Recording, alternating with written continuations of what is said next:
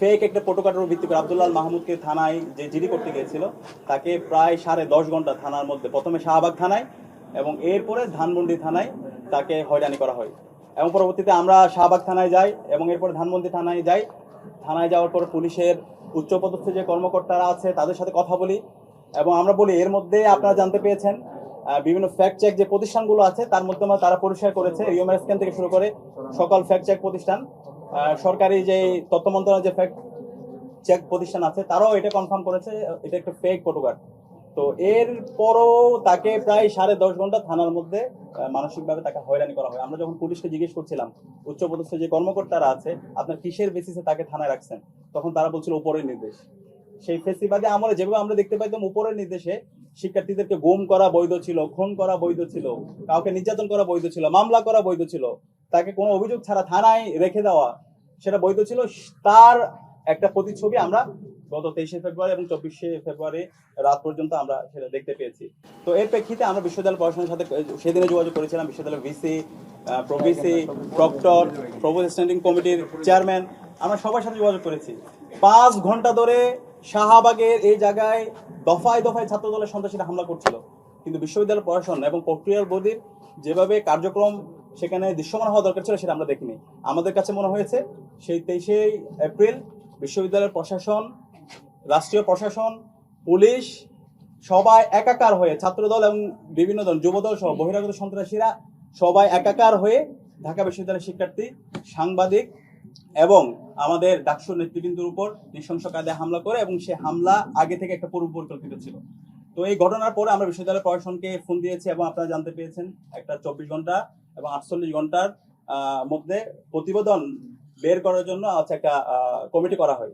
তো 24 ঘন্টা এবং 48 ঘন্টা পার হয়েছে, সেই রিপোর্ট এখন আজকে আমরা জিজ্ঞেস করেছিলাম সেই রিপোর্টে আপনারা কি কি পেয়েছেন। আমরা দেখতে পেয়েছি সাংবাদিকরা সেই দৃশ্য ধারণ করেছে যারা হামলা করছে, এবং তালিকাগুলো ইতিমধ্যে সাংবাদিক সমিতি এবং বিভিন্ন ছাত্র সংগঠন এবং আমাদের পক্ষ থেকে আমাদের যারা ভিকটিম ছিল মোসাদ্দিক জুবাইর সহ সবাই তাদের তালিকা চিত্র সহ বিশ্ববিদ্যালয় প্রশাসনকে জমা দিয়েছে। তাদের বিরুদ্ধে আপনারা কি ব্যবস্থা গ্রহণ করেছেন? তো তারা বলছে তাদের আরো অধিকতর তারা তদন্ত করছে। তো আমরা বিগত সময় দেখতে পেয়েছি এরকম তদন্ত কমিটি হয়েছে, তদন্ত কমিটি করার পরে তারা এই তদন্তের অধিকতর তদন্তের কথা বলে এইভাবে দায় মুক্তি দেওয়া হয়েছে। আমরা সুস্পষ্টভাবে বলেছি যে এই ছাত্র দলের সন্ত্রাসীরা শিক্ষার্থীর উপর হামলা করছে, থানায় সাংবাদিকদের উপর মব তৈরি করে হামলা করেছে, ডাকসু নেতৃবৃন্দের উপর হামলা করেছে, ওসির সামনে মব তৈরি করে হামলা করেছে, এরা ক্রিমিনাল অফেন্স করেছে। 15 জুলাই ছাত্রলীগের সন্ত্রাসীরা বহিরাগত নিয়ে এসে এবং বিশ্ববিদ্যালয়ের সন্ত্রাসীরা যে কায়দায় হামলা করেছে ঠিক একই কায়দায় তার চাইতে জঘন্যভাবে শাহবাগ থানায় এই ছাত্র দলের সন্ত্রাসী হামলা করেছে, এবং সেই হামলার চিত্রগুলো আপনাদের কাছে আছে। এবং আমরাও আজকে ডাকসুর পক্ষ থেকে 7 সদস্যের একটা তদন্ত কমিটি করেছি, একদম ডিটেলস 22 জনের আমরা আপনাদেরকেও দিয়ে দেবো। 22 জনের ডিটেলস তথ্য এখানে আছে, ড্রাইভ করে তাদের হামলার চিত্র, তাদের সম্পর্কে বিস্তারিত এবং তাদের ফুটেজ, হামলা সময় কোন পজিশনে ছিল সব আমরা তাদেরকে প্রদান করেছি। তো আমরা তাদেরকে বলেছি দ্রুত সময়ের মধ্যে এই চিহ্নিত যে সন্ত্রাসীরা আছে সকল সন্ত্রাসীদেরকে বিশ্ববিদ্যালয় থেকে তাদেরকে বহিষ্কার করতে হবে, এবং বিশ্ববিদ্যালয়ের উদ্যোগে এই সন্ত্রাসীদের বিরুদ্ধে থানায় মামলা করতে হবে। এবং আমরা একই সাথে বলেছি যারা মারাত্মকভাবে আহত হয়েছে, জুলহাস এখনো কানে শুনতে পায় না, মুসাদ্দিক জুবাইর থেকে শুরু করে যারা আহত অবস্থায় আছে আলবি, তাদের পূর্ণাঙ্গ চিকিৎসার দায়িত্ব বিশ্ববিদ্যালয় প্রশাসনকে নিতে হবে। এবং একই সাথে যে সাংবাদিকতা, আমরা সবসময় বলি সাংবাদিকদের আমরা তাদের স্বাধীনতা নিশ্চিত করতে চাই।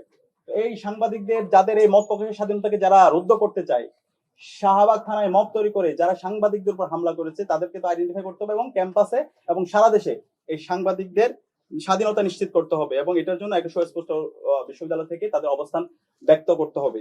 এবং একই সাথে আমরা বলেছি যেহেতু ক্যাম্পাসের মধ্যে এখন দেখতে পাচ্ছি বিভিন্ন ধরনের সহিংস হামলা বারবার হচ্ছে, হলগুলোতে গণরম গ্যাস্ট্রুম কালচার ফিরে নিয়ে আসার জন্য চেষ্টা করা হচ্ছে, শিক্ষার্থীদেরকে প্রতিনিয়ত বিভিন্ন ধরনের হুমকি দেখে নেওয়ার তাদেরকে হুমকি দেওয়া হচ্ছে।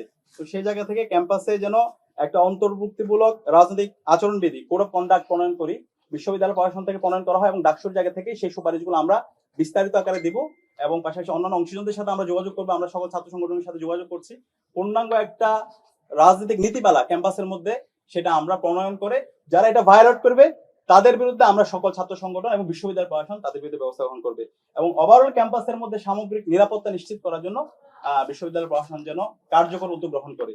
তো আমাদেরকে তারা আশ্বস্ত করেছেন দ্রুত সময়ের মধ্যে যে সমস্ত সন্ত্রাসীরা, ছাত্র দলের সন্ত্রাসীরা, আমরা 22 জনের তালিকা দিয়েছি, এই সন্ত্রাসীদের বিরুদ্ধে তারা ব্যবস্থা গ্রহণ করবেন। একই সাথে তাদের বিরুদ্ধে বহিষ্কার, এবং যারা গুজব ছড়িয়েছে, এটা খুবই গুরুত্বপূর্ণ, একটা ফেক প্রোটোকলের উপর ভিত্তি করে যে পরবর্তীতে এটা রাষ্ট্রীয় যে ফ্যাক্ট চেক প্রতিষ্ঠান আছে এবং এর বাইরে যে ফ্যাক্ট চেক প্রতিষ্ঠানগুলো আছে তারা বারবার নিশ্চিত করেছে এটা একটা ফেক প্রোটোকল। এরপরও গুজব ছড়িয়ে ছাত্র দলের সন্ত্রাসীরা তারা বিশ্ববিদ্যালয় এবং বিশ্ববিদ্যালয়ের বাইরে দেশের বিভিন্ন জায়গায় তারা সহিংসতায় শিক্ষার্থীদেরকে জড়িয়েছে। তো যারা এই গুজব ছড়িয়েছে, এখন পর্যন্ত এত ফ্যাক্ট চেক হওয়ার পরও এখন পর্যন্ত ছাত্র দলের বিভিন্ন পর্যায়ে যারা নেতৃবৃন্দ আছে তাদের ফেসবুক আইডিতে সেই গুজবটা তারা এখন রেখে দিচ্ছে। এই যারা গুজব ছড়িয়েছে, যারা গুজব সন্ত্রাস, তাদেরকে যেন, তাদের বিরুদ্ধে যেন ব্যবস্থা গ্রহণ করা হয় এবং তারা যেন দ্রুত সময়ের মধ্যে দুঃখ প্রকাশ করে। আমরা তাদের তথ্যগুলো দিয়েছি, তো তারা আমাদেরকে আশ্বস্ত করেছে।